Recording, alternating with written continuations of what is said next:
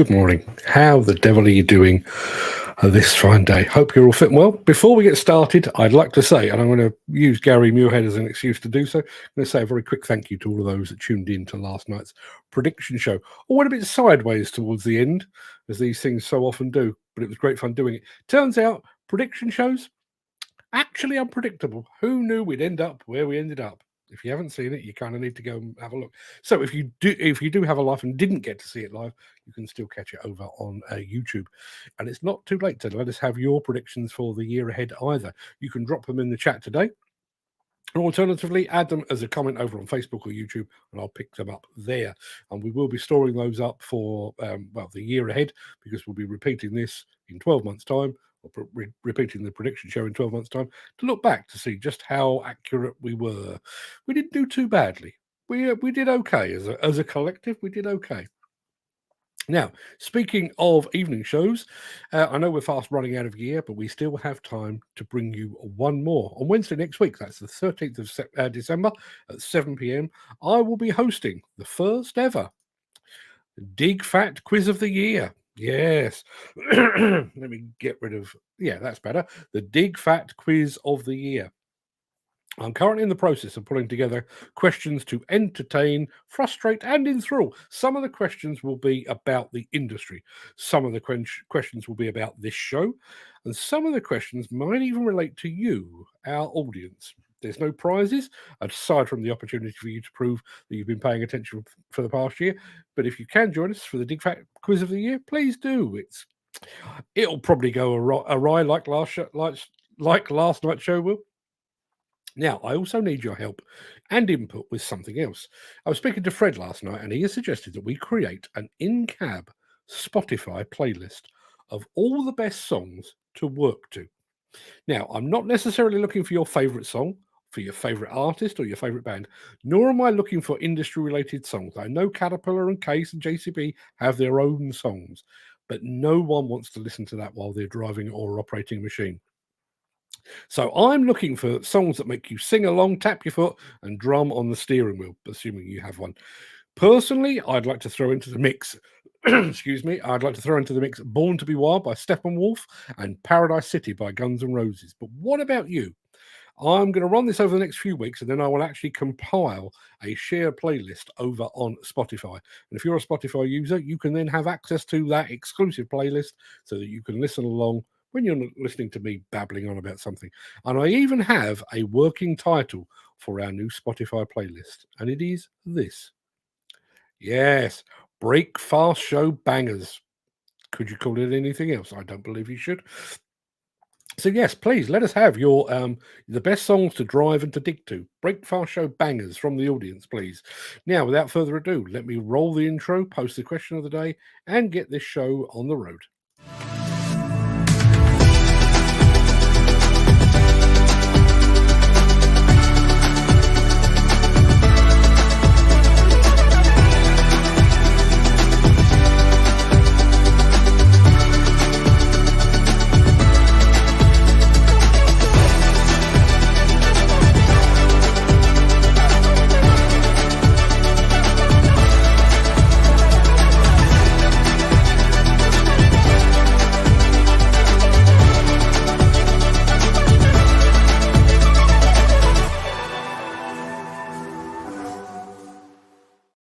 Before we get started, I want to say a very quick good morning to a few people. Ken Hatcher and Mark Whiting just crept in while I was talking about the Break Fast Show Bangers.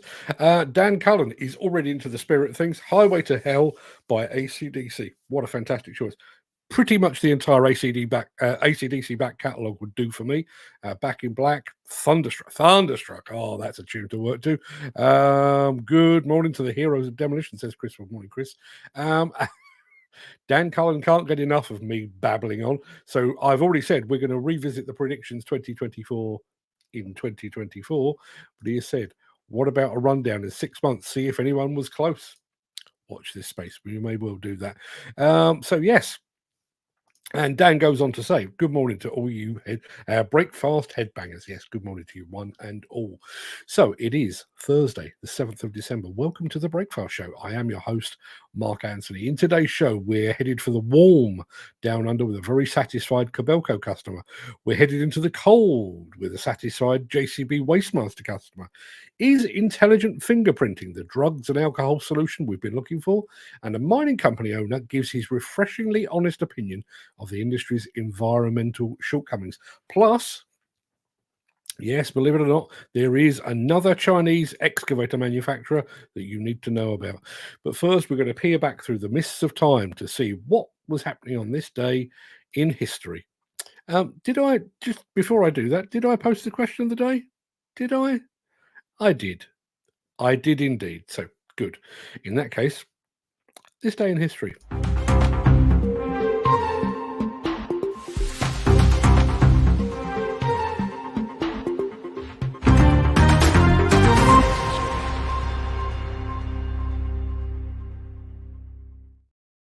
On this day in 1787, Delaware became the first state to ratify the U.S. Constitution. In 1909, inventor Leo Baekeland patented the first thermosetting plastic, Bakelite, sparking the birth of the plastics industry. And aren't we all grateful? Isn't the turtle population of the world grateful for his innovation? Excuse me. In 1941, 353 Japanese planes attacked the US fleet at Pearl Harbor Naval Base, killing 2,403 people. Turns out, for the Japanese, big mistake. Big mistake. Huge. In 1967, Otis Redding released the song Sitting on the Dock of the Bay. What a stormer that is as well. In 1979, the first Star Trek movie premiered, with William Shatner sporting what looked like a dead cat on his head. And on this on this day in 2020, Coca-Cola was named as the world's biggest plastic polluter. We could trace that back to our friend Leo Baekeland, quite possibly. Now, before we get into the real meat of the show, let me very quickly remind you of our question of the day.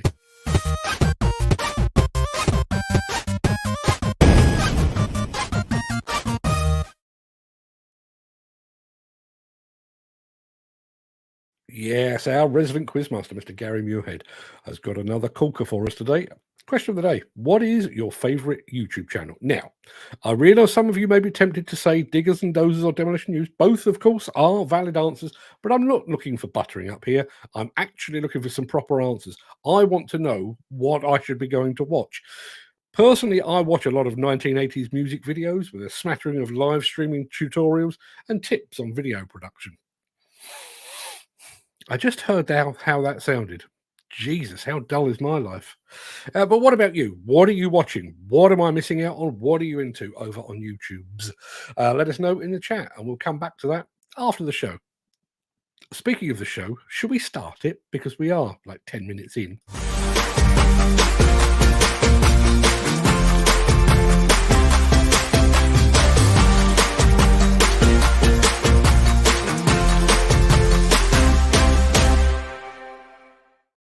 Now, thanks to the post-show adrenaline, I barely slept a wink last night, so I'm grateful we have some decent length films for you today.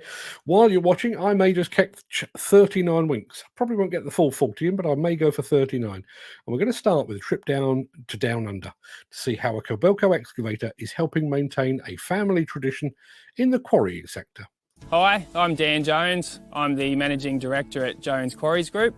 We're a small family-owned and operating earth-moving business with a primary focus on extracting sandstone. Our quarry is located in Canoelands, which is northwest of Sydney in New South Wales. Earth moving's definitely in the blood. My grandparents started their business back in the 70s. My grandfather Len, he always had dozers building dams and carrying out rural earthworks around the Hills District in Sydney. My grandmother Pam, she ran the office and ran the family at the same time. Over time, they grew their business and Pa purchased this quarry as a shale quarry originally. When the shale dried up, the sandstone became more of a viable option and they produced crushed products and screen products. Since I've come on board, we're now doing sawn dimensional products and a range of other decorative products as well. The biggest change probably recently has been our new sawing equipment. We've purchased a number of saws that are set at distances and diameters to be able to extract blocks at a particular dimension.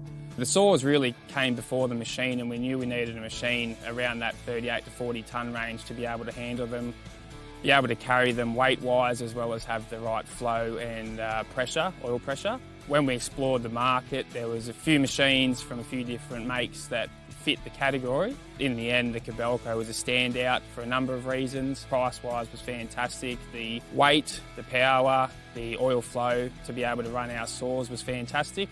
So in the end, after dealing with Peter from Sydney Trucks and Machinery, it was a no-brainer, and we're very happy that we went with the Kobelco. We bought the 380 from Sydney Trucks and Machinery. They're our local dealer. When I initially inquired, I was pointed in the direction of Peter Moore, and he very quickly became our sales rep. Peter was fantastic to deal with. It was a real family-orientated environment.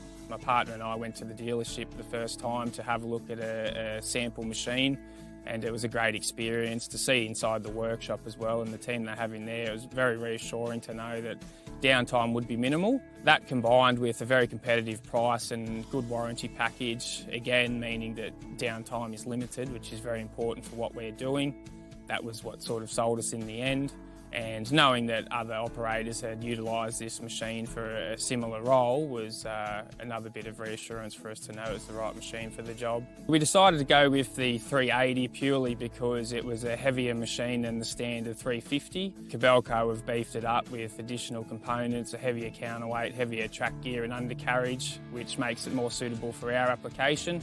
Our saws are around 4 tonnes, so the machine had to be able to carry them fully stretched out over the tracks without any issues. The machine's also got a HEPA dust filter on it to assist with any dust getting into the cab, keeps the cab pressurised and monitors the dust levels inside the cab. So the machine's really been spec'd up to suit the quarry application. The 380's been fantastic on fuel. General digging and loading, we're averaging around 18 to 20 litres an hour. And around 23 to 25 when the saw's running, which is obviously drawing a lot more power as there's constant oil flow at high revs. Overall, the maintenance we've had to do has been very simple, and then the guys from Sydney Trucks and Machinery carry out all the servicing for us. The machine's been very comfortable to operate, so it makes it a much more enjoyable experience as well. It's just been a great machine, and it makes coming to work very easily each day knowing you're getting into it. The colour as well, definitely a standout. Looks very fresh from a distance, especially in the white backgrounds of the stone quarry. So overall, just a great machine and very inviting to get into each day. One of the things about selling heavy equipment, you have to know your product. You have to know the opposition product, what they do, where their strengths are, where their weaknesses are. There's lots of machines out there that are very good in performance, but use a lot of fuel. They're good for handling pipes, or they're fast, or there's lots of things, but the overall concept is what you need to match with the customer. The other thing too is our company STM is a privately owned company. You're not very far from the guy who owns the company. Knowing your dealer principal, you can really get that good service, and they can help you out and long term make you succeed. I've been selling machinery all my life, all my working career in various different forms. I started with the Kobelco product probably in 1997 and have sold their equipment for nearly all the rest of the time. When you're looking for a machine, go to the Kobelco website, kobelco.com.au. Look at the machines that are available. We've got some for you.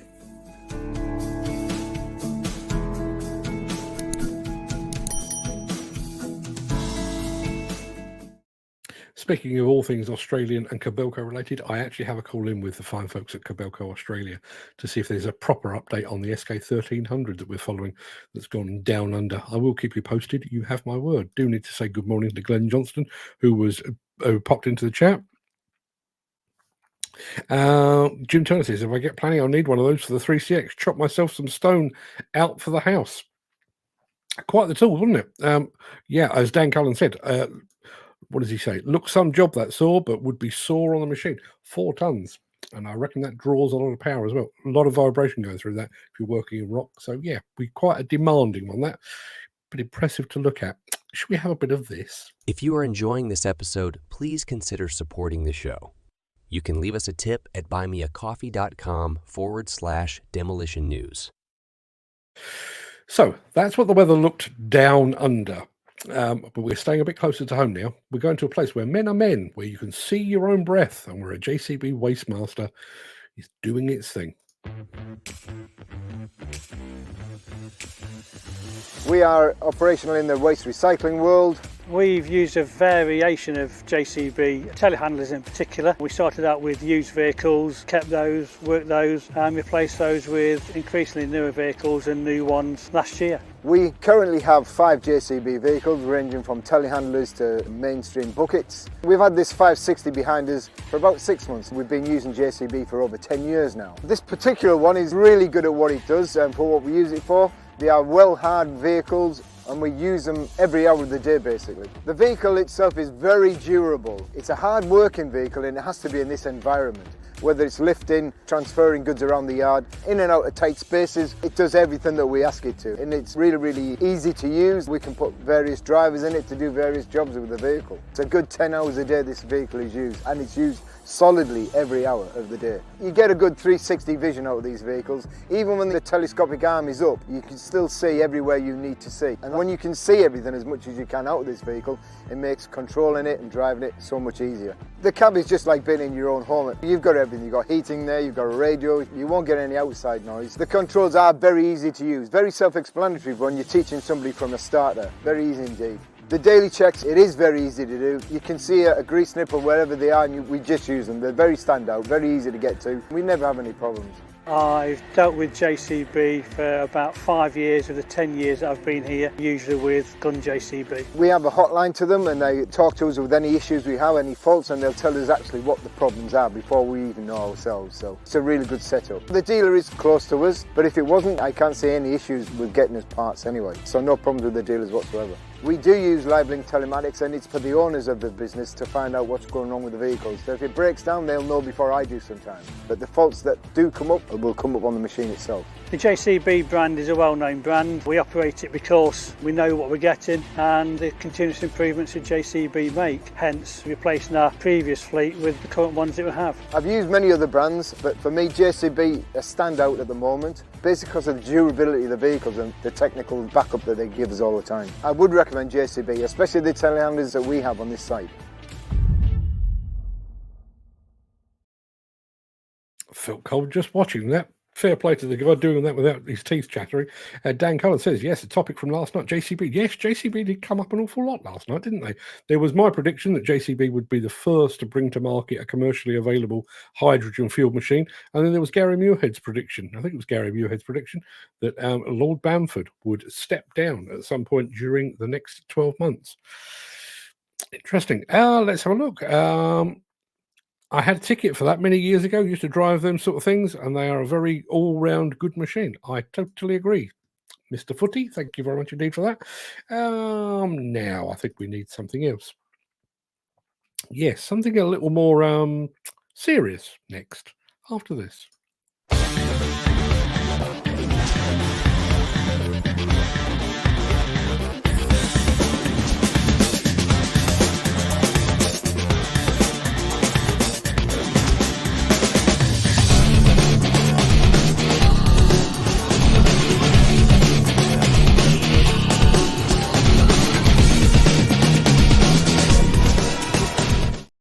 If you were here a day or two ago, you might recall that we got to talking, as we so often do, about accidents and fatalities and about the fact that we don't know what, if any, role that drugs and alcohol play in those incidents.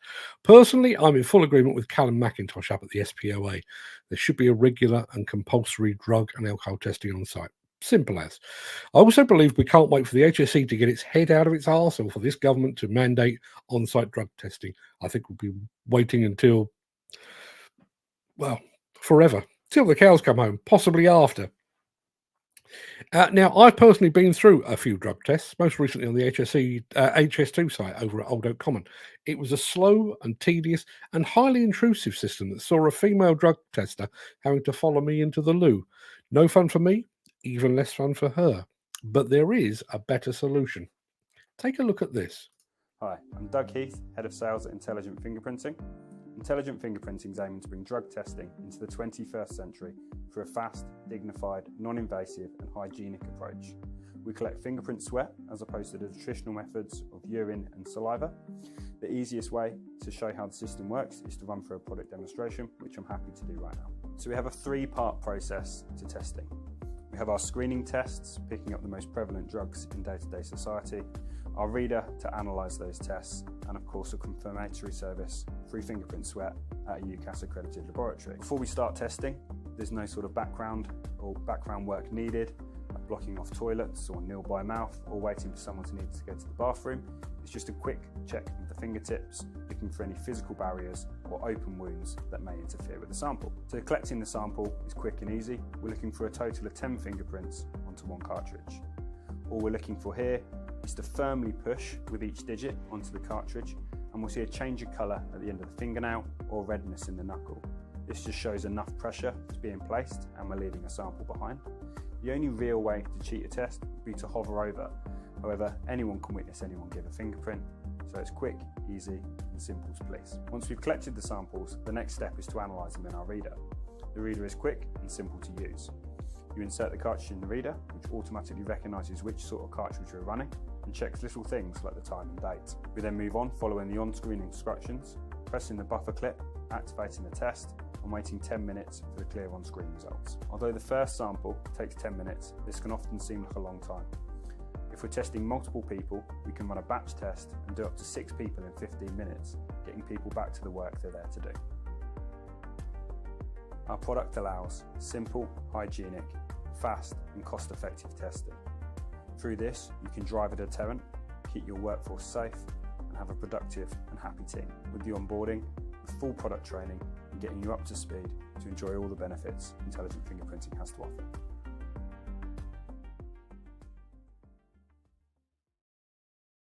Now, I know that's a system that Callum McIntosh is backing, and I can certainly see why. What is 10 minutes out of your working day if that makes you sure that you're not working beside someone that's out of their tiny minds on drugs or alcohol?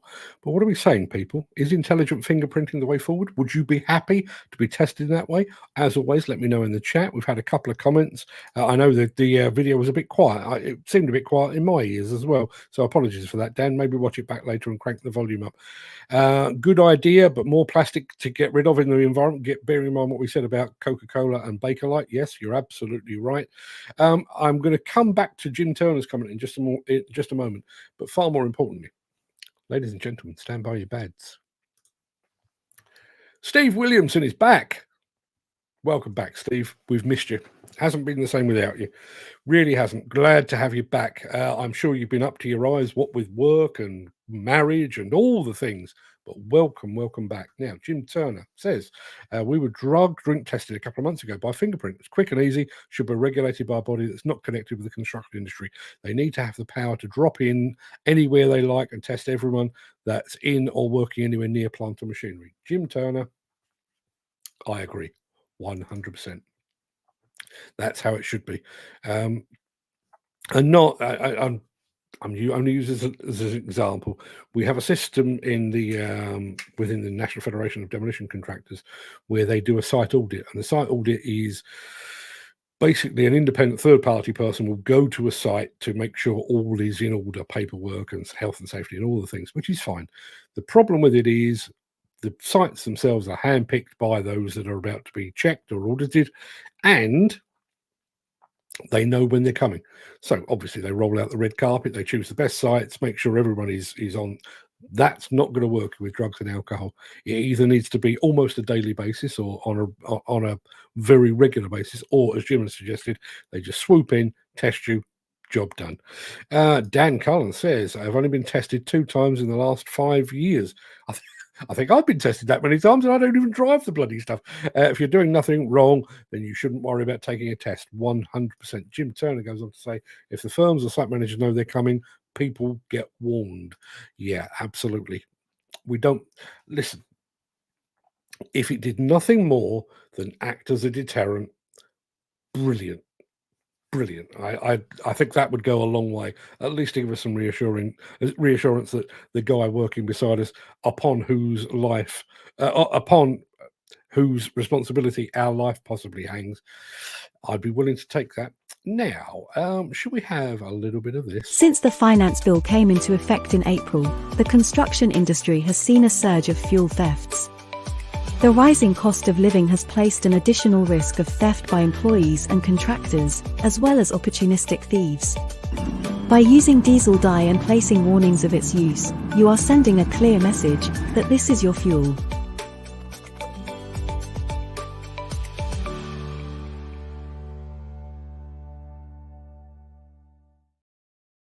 There are, I believe, two types of climate change deniers. There are those like Donald Trump that are willing to ignore the evidence of an entire scientific community because they think they know best. And then there are those that are aware of the harm that their activities and businesses are doing, but choose to soldier on regardless. So the film I'm about to play you makes a very refreshing change indeed. It comes from a mining company that we featured before, and it begins with something very, very close to a confession. The Executive Chairman of Forces. Thank you, ladies and gentlemen. I'm absolutely delighted to be here to share with you something you may never have heard of, and that is lethal humidity. Humidity is already up around 10%. That makes parts of this world uninhabitable. We're seeing multiple deaths all over the world now from heat-driven humidity. If we don't listen to our scientific community, we're going to go headlong into what they're warning against. In Australia, we have a $10 billion subsidy on diesel for companies like mine to keep burning diesel. We must change. Hold us to account. The simple question you should ask your industrialists is, when are you going to stop burning fossil fuel? We've come up with 4 principles we call positive power. Walk from this idea that net is going to save anyone. 0 is the right answer. Put extreme pressure on the approvals of oil and gas and take off all pressure on the approvals of all renewable energy and green hydrogen. Have carbon disincentives and non-carbon incentives. The marketplace will make it happen. Take down over 10 years fossil fuel subsidies. Companies like mine are also moving away completely from fossil fuel. We're accelerating our own investments to wherever we can find the best leverage to turn this world away from burning fossil fuels. We started spending a few years ago $6.2 billion so that we could stop burning 1 billion litres of diesel a year. No more 2.3 million tonnes of carbon dioxide into the atmosphere, which my company personally is responsible for. And people who say to me, oh, you know, you're doing it philanthropically. No, I'm not. My company is the highest performing company on the Australian Stock Exchange. We're doing it because it's good business. We've created Fortescue Capital so we can harvest capital from around the world to be put into projects.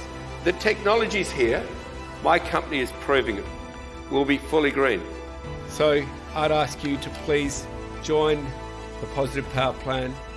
And if industrial leaders like me say they can't do it, say, well, let's get someone who can. Thank you.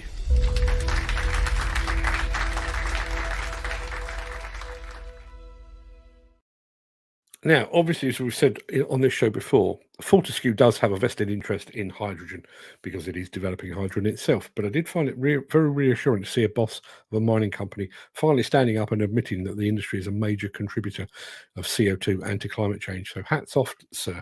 Now, I want to throw over to the chat because we're still talking about all things. I will put this one up very quickly. Dan Cullen says he's a boss and a half. Yes, isn't he? And great video. But we're talking about all things drink and drugs testing related. Jim Turner suggests this. The government should be dropping on car parks, drive-throughs, petrol stations, motorway services. Anyone driving under the influence should be banned and fined. I'm inclined to agree with that.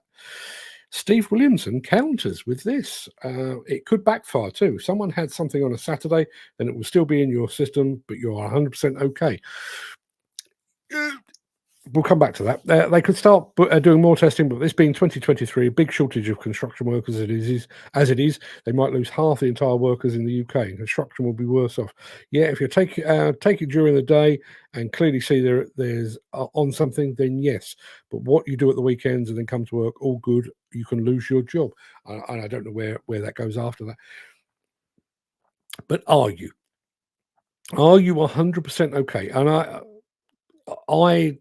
I've not drunk for years, and I've never done drugs of any kind. But I know I used to go out and drink on a semi-professional level on a Saturday night and on a Sunday and on a Monday. I was not right. What? Not one bit. And think about this just as a global thing. Obviously, we're talking here mainly about construction, but think about it from a demolition perspective. Would you want to be working alongside somebody that had been on something on Saturday night, knowing that your life potentially rested in their hands? Don't think I would. Dan Cullen says they probably do burn a lot of fuel in those mines, but what can they use? They can use hydrogen. But even the fact, he actually said, hold us to account. As Steve Williamson says, yeah, powerful speech. I totally agree. Jim Turner, money, well, actually profit drives change. Make it easier for greener firms to trade and get better tax relief.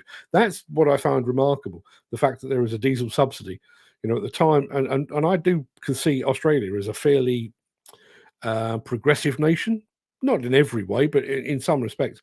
But we're still subsidizing diesel at a time when the rest of the world is saying we should not be using diesel at all. We have a newcomer in our midst, Joseph Sumagop, possibly, watching over on Facebook. Good morning to you, sir. Thank you very much indeed for joining us. Don't know how you found us, but I'm glad to have you here. Jim Turner says, Steve, the fingerprint testing takes that into account. I think it does.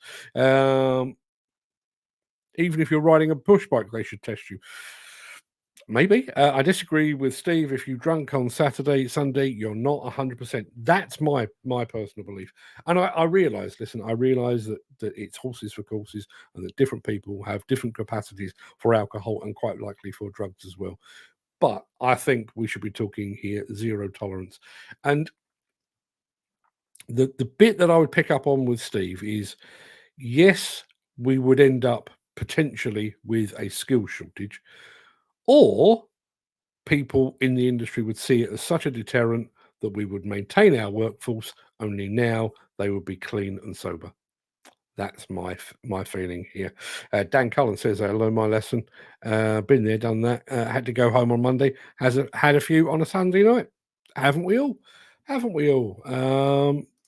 And Foreman said, go home and dry up. Yes, quite right. Mine's been slightly different. I've certainly turned up for work the worse for wear in the past, but ultimately I was only driving a typewriter. The only thing in danger when I was doing that were my fingertips, and they suffered as a result. Now, I think we need to do something else. You think you understand Chinese excavator manufacturers. You've got your head around XCMG and Sany and Sunward and Lugong. There's another one.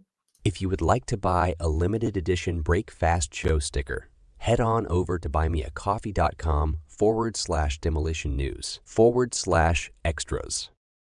Yeah, just when you thought you knew the names of all the key Chinese equipment manufacturers, along comes another one when nobody was paying attention. Now, to the best of my knowledge, the one I'm about to show you is not currently available in the UK or even in Europe. And with the threat of anti-dumping levies hanging over the heads of Chinese manufacturers, now would be a terrible time for them to make a play here in the UK. However, those Chinese are notoriously inscrutable. So I thought it was worth telling you about Hengwang.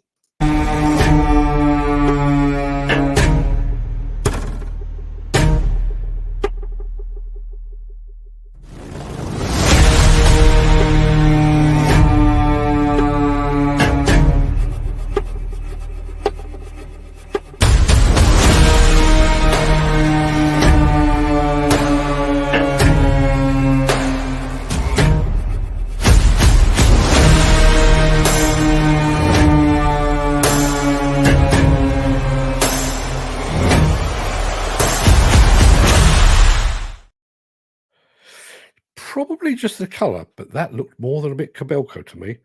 So what are we making of that? Is the Hengwang, that's a name I'm going to have to get used to, is the Hengwang mini excavator, is it hot or is it not?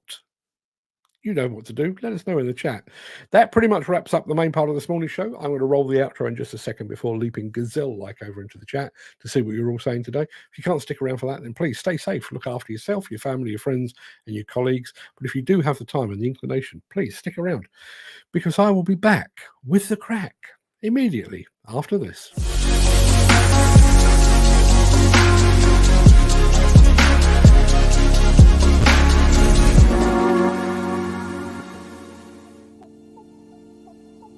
Yes, good morning, everyone. Just going to throw up these two. I'm going to go back to the beginning of the chat, but first of all, Jim Turner says, that blade is terrible. Steve Williamson says, probably a good enough machine, but what an ugly thing. Heng Wang. I don't know, we're going to come on to talking about YouTube in just a second, but there is a real...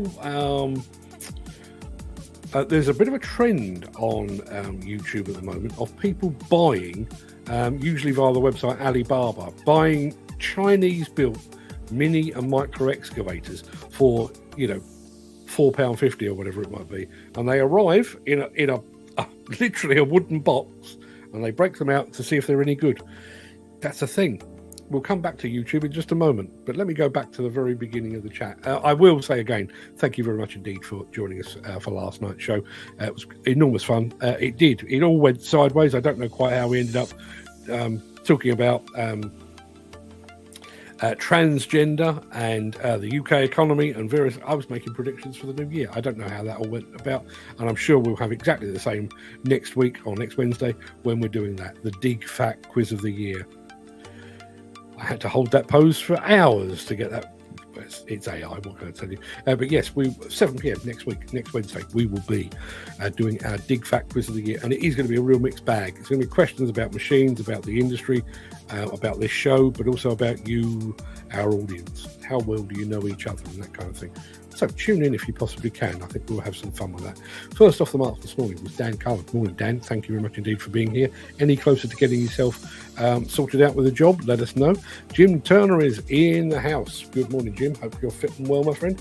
I take it you didn't comment tune on that awful Heng Wang video at the end.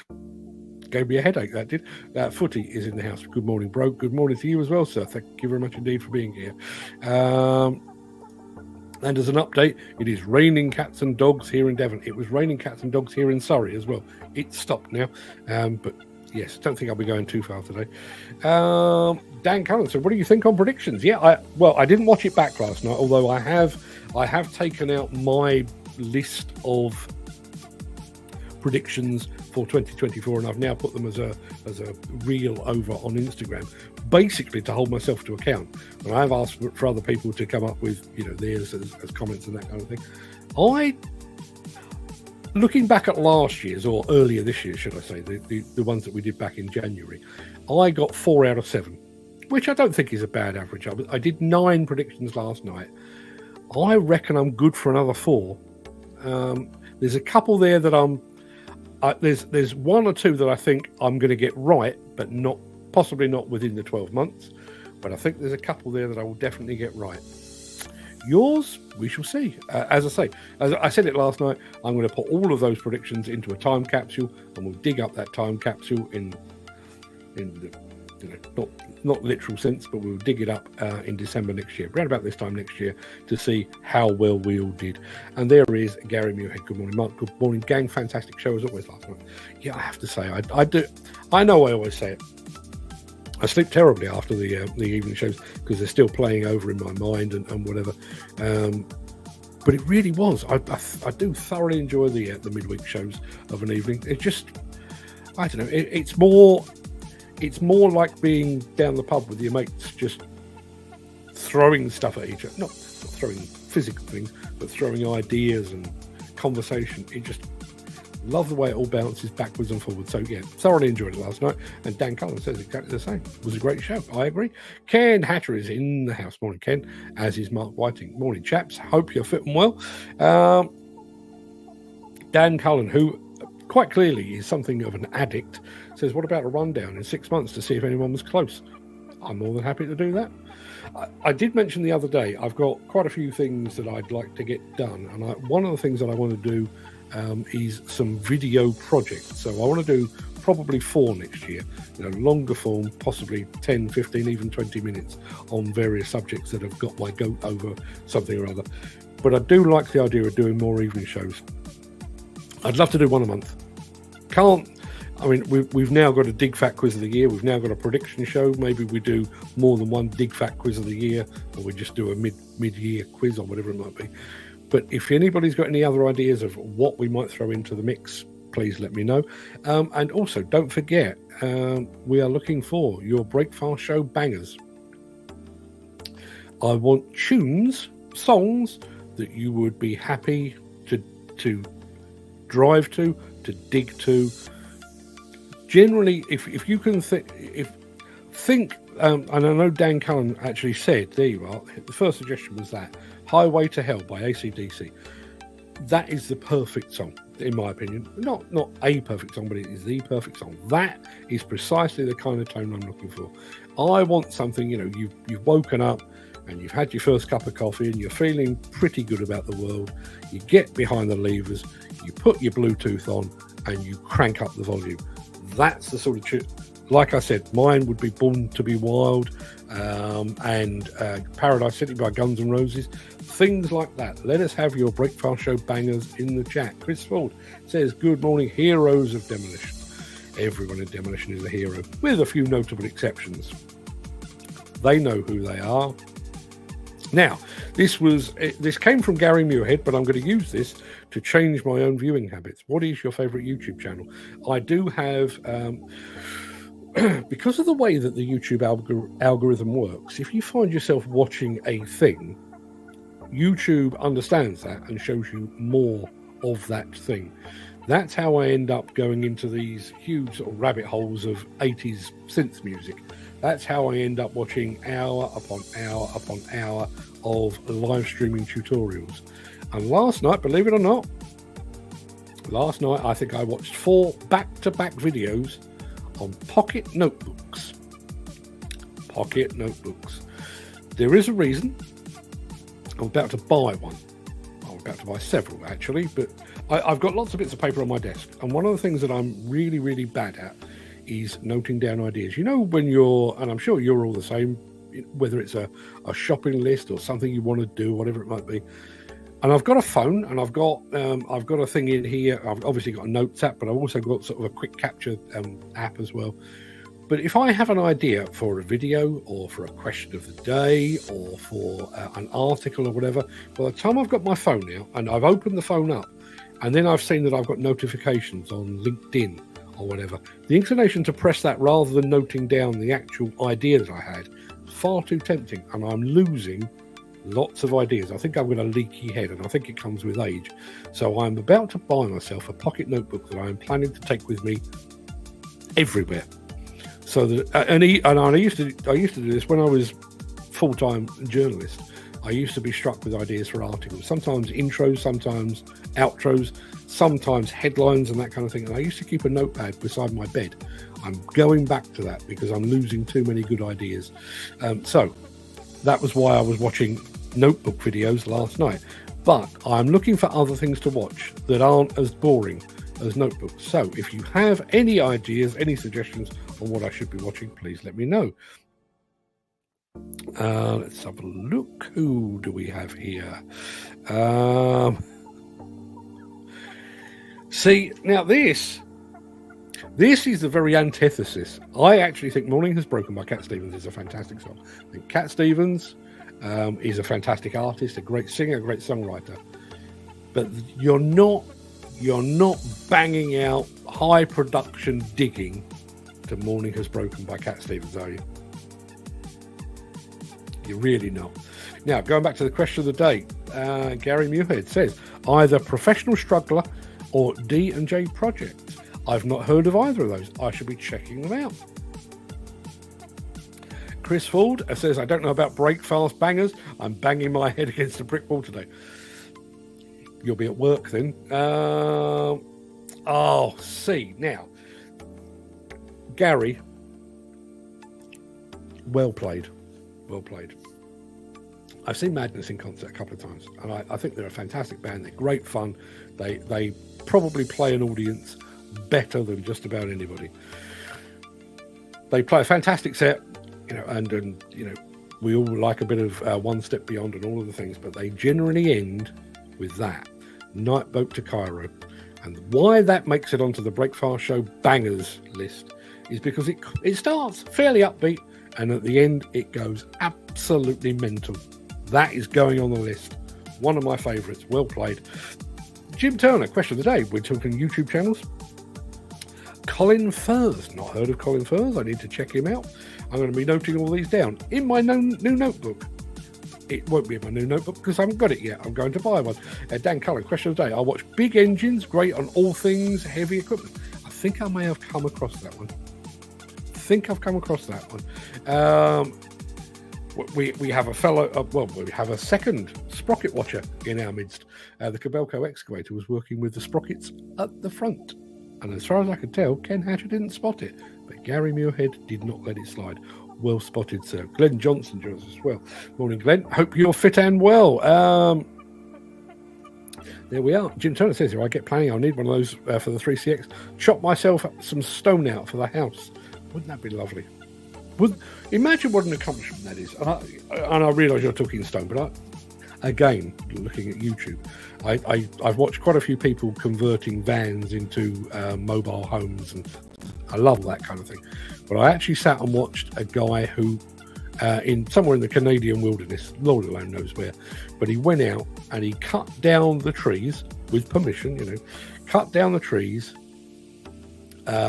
aged the logs, treated the logs, cut the logs, built himself a cabin.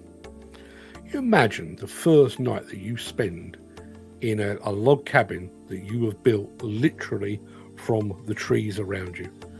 What an accomplishment that must be. Don't think I'll be doing that anytime soon.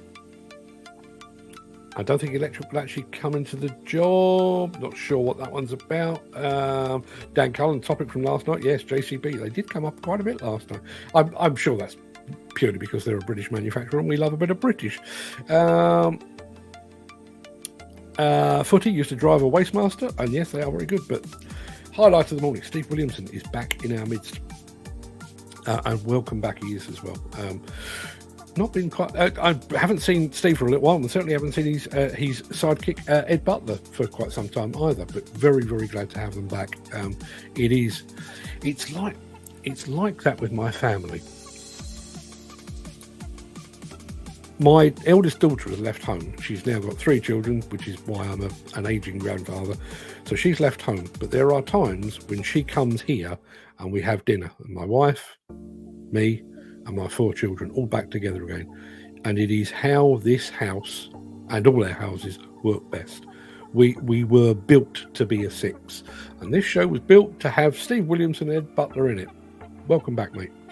Bad volume on that video, could barely hear him. Yeah, it was a bit quiet. It sounded okay when I was playing it in isolation. I think there was something weird about the mix as well. I don't know what I've got in-ear monitors on, so I can probably hear it better than you can. But they were playing it with the music in one ear and the voice in the other, and I don't think they'd actually match the two particularly well. Good idea, but more plastic to get rid of in the environment. Yeah, it's a good point. It is a good point, but a bit more plastic in the environment and the safety of not having drunk or high people working on construction sites. Yeah. Jim Turner says we were drug drink tested a couple of months ago by fingerprint. Quick and easy, should be regulated by a body not connected with the construction industry. They need to have the power to drop into anywhere they like. Test everyone that is in or working anywhere near plant or machinery. 100%. 100%. We can't give this job to the HSE. They can't do what they're supposed to be doing at the moment. There's no way they can take it on. It needs to be an outside agency, and it's not just for construction. They should be going into factories, and I think Jim says a bit later on, use them roadside. Check people. Years ago there was there was a clampdown after one SED. They did a couple, actually. For those of you that are a bit too young, SED, site equipment demonstration. So the forerunner to plant works back in the 70s, 80s, and just about into the 90s. So on one occasion, there was a farmer opposite, when the thing was based in Whipsnade. There was a farmer who had a farm. That's what farmers do. Had a farm field opposite the entrance, and he was charging people to park in his field. And they had somebody turn up to check that he was registering all of those, all that income for tax. And then on another occasion, there was a couple of police officers waited just round the corner for people that were coming out of that show late, because that used to be one of the things at SED. It's a different world now, but that used to be one of the things. You do the show, and at 5 o'clock, everybody by and large would leave, but then they would break out the beer and the wine and the whiskey. And you know, it would become a bit of a free-for-all, and then you'd have people walking out of the show, jumping in their cars and planning to drive home. The Rozzers turned up and nicked a bunch of people. We need that in plant and in factories and by the side of the road, is what I'm saying. Dan Cullen says, I've been tested 2 times in the last 5 years. I've just had a bit of a rethink. I've been tested twice in the last 5 years as well, and I drive that. I'm not really a danger to many people. And Gary Muirhead, that is the ultimate. And I think that's the thing about this intelligent fingerprinting.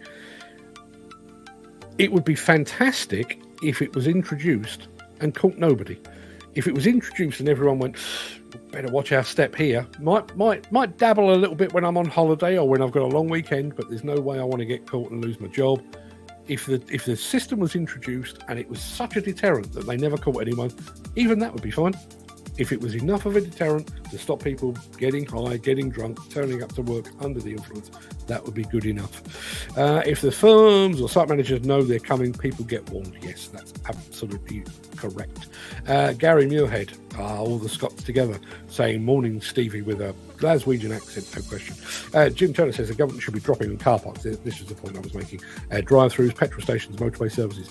Anyone driving under the influence should be banned and fined. And there is the point. You know, we've had drink driving and drug driving regulations. I've said this before. You know, if you're drunk and you run off the road in your car, you know, even if you're doing a fair old rate of knots, you might take out 2, 3, 4 people. If you're operating a high-reach excavator, for example, and you're off your nut, you could take out 30, 50. The two should be comparable, in my opinion. Steve Williamson, who, as I say, is very welcome back, he does make a good point. Do we really want to risk losing workers? I'd be willing to risk losing workers if the workers were not taking their health and safety and the health and safety of those working alongside them seriously. I think that would be a small price to pay. That's my opinion. Let me know if you think I'm a pillock. You wouldn't be the first. Dan Cullen says, great video. That was the Fortescue one. And he also says he's a boss and a half. Steve Williamson says, powerful speech. Yeah. I particularly like the last bit. If you tell us to do something and we say we can't, then get somebody that can. Yes. Money, well, actually, profit drives change. Make it easy for greener firms to trade and get better tax relief. And that, frankly, is one of the arguments behind this whole embodied carbon. As it stands at the moment, there are tax breaks for demolition, but less tax breaks for refurbishment. The plan basically is to switch those two things around, have more incentive to refurb and refit, and have disincentives for demolition. We have a new friend in our midst, Joseph Samagop. Not sure where he's from, but he's welcome nonetheless. And I apologise for murdering your last name. Let me know how you pronounce it, and I'll be sure to get it right next time. The fingerprint testing takes that into account, says Jim Turner.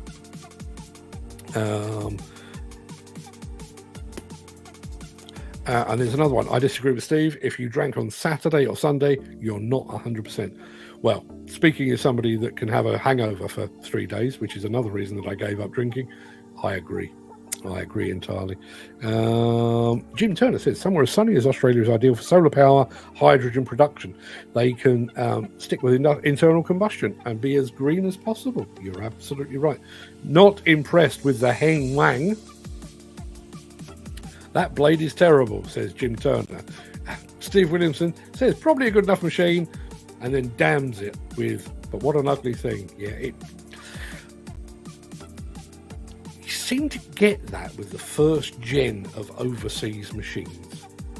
You know, the first Sunwards that I saw maybe 5 years ago were all a bit boxy and a bit square and a bit sharp edges. Now, different matter. What? Another machine from China? Geez, they have the world on the plate literally from white goods, cutlery and toys, says Dan Cullen. They are taking over. He also says, in my opinion, it's okay. Need to see it in its environment. There is no test quite like it. Imagine if you turn around and say, I'm operating this, and they say, what? What a name for an excavator. Yes, Heng Wang. Heng Wang. Our friend Wolfover has joined us now. We've already said, for those of you that don't know, he's over in America. So, good day. I was about to do good day. That's Australia. Thank you for joining us, our friend Wolfover. It is raining. It is raining in Devon. It's been raining here. It's doing proper weather over in America. It's snowing where our friend Wolfwelder is. Now, I'm going to come back to this in just a moment.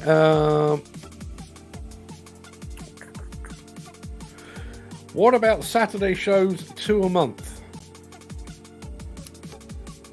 You are a hard taskmaster, Dan. I do need to do a few more Saturday shows, but trying to get them, basically gear them around my personal life and trying to avoid being stabbed to death by my wife. But let me see what I can do. Question day, what about Mark Knopfler too? Yeah, Sultans of Swing would make it in. That would be one of them. Anybody have any thoughts on that? Steve Williamson says, where is the mention of the... Wow. You know earlier when I said Steve Williamson is back and it's a good thing, I'm going to revisit that in just a second, because he says, where is all the mention of the Spice Girls, Westlife, Greatest Showman song, and the rest? I bet we've all belted out them tunes. Well, I haven't. Think I was singing to Bewitched the other day. You young people, you don't know what music is, do you? You really... Serious? The Greatest Showman soundtrack? Steve, mate, you are way better than that. You really are way better than that. Dan Cullen says Bohemian Rhapsody by Queen. If you want it in, I'll put it in, but I do think there are better Queen songs, like, for example, We Will Rock You. That would be, We Will Rock You. I think that would be good for the playlist. Hammer to Fall by Queen. That would be another good one. Now, I was talking about notebooks. I thought this was something very, very obscure and something very personal to me. But our friend Wolfover says, write in the rain, make good notebooks. Yes, and as the name suggests, I was actually watching these last night, so I can speak with some authority. You can actually write in the rain on them. They're made of paper, but it's kind of a treated paper, I think, and you can still write even if the page is wet. There you are. Footy says, do they read to you these pocket notebooks? No, they do not. This is for me to scribble. Now, I'm going to guess that this is probably spam because there are telephone numbers and stuff in there, so I won't bore you with that.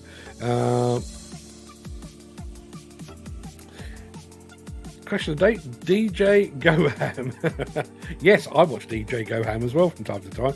Dan Cullen, back to that question of the day. Status quo, yeah, rocking all over the world. And down, down, deeper and down.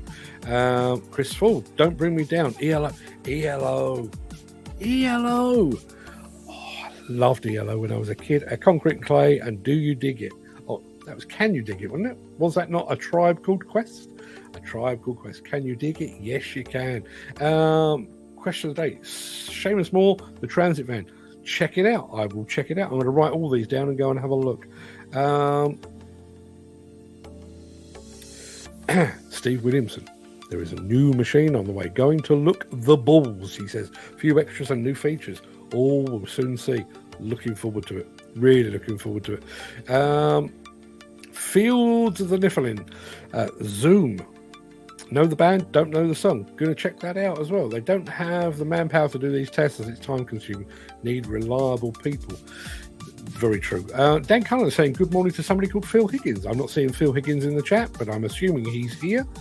Good morning, Phil Higgins. Thank you for joining us, even if you're just lurking in the background. 40 years ago, working for a large contractor, says Chris Ford, round to the battle cruiser at lunch, a swift couple, then back to the grind. How times have changed. Never been tested for drink or drugs. Not that it would bother me.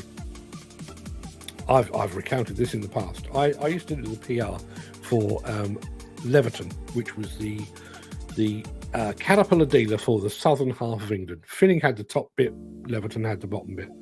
And on a Friday afternoon, if you wanted to speak to anybody at Leverton, there was no point in phoning the depot in Windsor. You phoned the nearest pub, the name of which has gone completely out of my head because that's where everyone was. And, you know, the boys selling the machines were down there. This is pre-mobile phone as well. So you're phoning actually the pub to speak to the respective salesman. And they would be in there from about 1 o'clock in the afternoon until chuck it out time quite often. And then they'd all jump in their company cars and drive home. Bearing in mind Leverton doesn't exist anymore, I can say that safely without fear of being sued, but that's absolutely true. Welcome to the show, on at 10 a.m. every day. Great content, and you can join in the chat. It's Mr. Phil Higgins. Phil Higgins, if you are there, join in the chat. Please do that. Okay. I was talking about Can You Dig It by A Tribe Called Quest. Chris Ford was talking about Do You Dig It by the Mock Turtles. The Mock Turtles. When was the last time anybody mentioned the Mock Turtles? It's been a while. I froze up, did I? Didn't I do this last night? I haven't really frozen, just winding you up. I heard you're not going to Scott Plant, or did I hear wrong? Unfortunately, Steve, you heard right. I had a toss-up. Because of the clash. Scott Plant or Intermat. And Intermat are paying me to be there. Paris instead of Scotland. It's just the way it worked out, I'm afraid. Jim Turner is recommending American Pie. And I want the full version as well. I want the full. I actually have somewhere hereabouts, probably in a lockup nearby.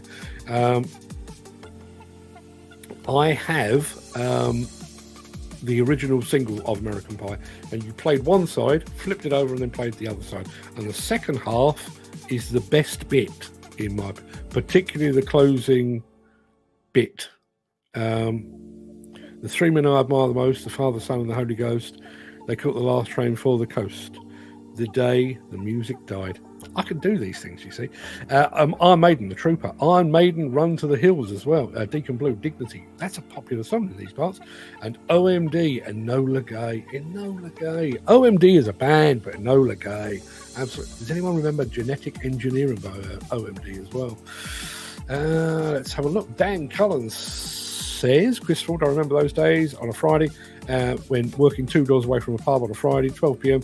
Few of us head in for an hour. Yeah, used to happen. Steve Williamson, despite his accent, despite his origins, he is going to Intermat. Steve, me and you, we're going to paint the town red, white and blue, or blue and white in your case. Looking forward to seeing you. I hope to see you before that, but looking forward to seeing you. I'm going to Scott Plant. You can deal with me for a few days, says Dan Cullen. The Planets by, isn't that Holst? Yes. Yeah, no. It's good. Is it the sort of thing you'd want to drive or dig to? You know, and I know what I'm like. I can drive along sort of blissfully listening to something quiet and thoughtful and classical from time to time.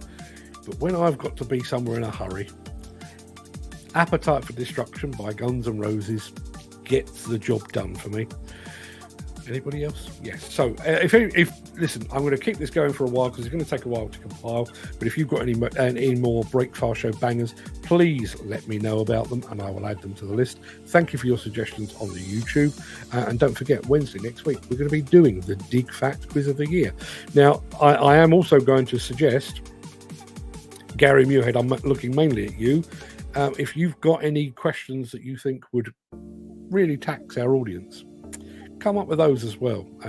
I reckon I'm going to need about 100 questions to make it properly worth our while.